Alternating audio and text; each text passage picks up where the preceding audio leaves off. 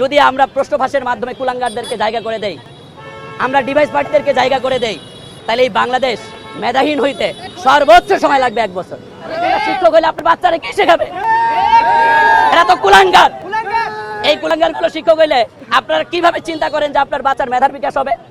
আপনার বাচ্চার যদি মেধার বিকাশ চান, তাইলে এই মেধাবীদের আপনারা আসন দেন, মেধাবীদেরকে শিক্ষক বানান।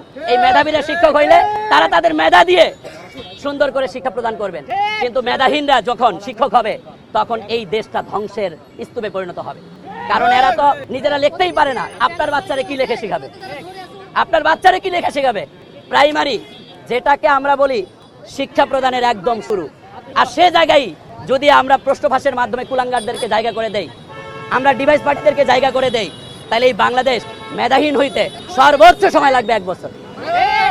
1 বছরে যারা দেখবেন ডিভাইস দিয়ে শিক্ষক হবে, এরাই আবার বিভিন্ন জন যার কাছ থেকে ডিভাইস নিছে, এ আবার আরো 10 জনকে ডিভাইস চক্রের সাথে যোগাযোগ করে ও প্রতিনিয়ত প্রতিটা ক্যান্ডিডেটের কাছ থেকে 5 লাখ 7 লাখ ইনকাম করবে।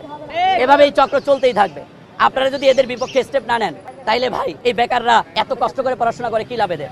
এত কষ্ট করার তো কোনো যৌক্তিকতাই নাই। এত কষ্ট করতেছে কেন তারা? সকাল 9টা থেকে রাত 9টা পর্যন্ত কেন পরিশ্রম করতেছে? কেন নির্ঘুম ভাবে এত শ্রম দিচ্ছে? এত শ্রম দেওয়ার পিছনে রিজন কি? যে আমরা মেধাযুক্ত একটা বাংলাদেশ চাই। আমি মেধা করেছি, আমার মেধার মাধ্যমে আমি একটা সরকারি জব পাবো, আর এই সরকারি জবের মধ্যে ওই পজিশনে আমি আমার নীতির দ্বারা এই দেশটাকে সুন্দর একটা দেশে পরিণত করব, সত্যের একটা দেশে পরিণত করব, ভালো একটা দেশে পরিণত করব, সোনার দেশে পরিণত করব। কিন্তু এই সোনার দেশটা কুলাঙ্গারে ভরা হয়ে গেছে।